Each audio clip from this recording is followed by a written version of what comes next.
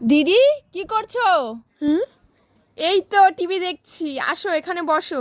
হ্যাঁ বসছি। তা তোমার টুকটুকি কোথায়? ওকে একটু ডাকো না, ওর সাথে একটু দরকার ছিল। টুকটুকির সাথে কিসের দরকার? ওই টুকটুকিকে বলতাম আমার মেয়েকে একটু টিউশন পড়ানোর জন্য। ও, এই ব্যাপার। দাঁড়াও, আমি টুকটুকিকে রেখে দিচ্ছি। টুকটুকি, কিরে টুকটুকি? কি হয়েছে মা? তোর কাকিমণি তোকে ন্যান্সিকে টিউশনি পড়ানোর কথা বলছে। টিউশন পড়াবো? কিন্তু কাকি আমার তো সময় হবে না। বেশিক্ষণ পড়াতে হবে না তো, বাস 1.5 থেকে 2 ঘন্টা পড়ালেই হবে। তবুও আমি না সময় দিতে পারবো না গো, আমার সময়ের প্রচণ্ড অভাব। হ্যাঁ গো ন্যান্সির মা, আসলে ও সারাদিন ড্যাক মাস্টারি করে তো, তাই সময়ের বড্ড অভাব।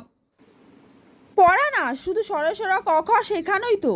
কিন্তু তুমি তো কিছুদিন আগেই ওকে নতুন টিচারের কাছে পড়তে দিয়েছিলে। ও ভালো পড়াতে পারে না।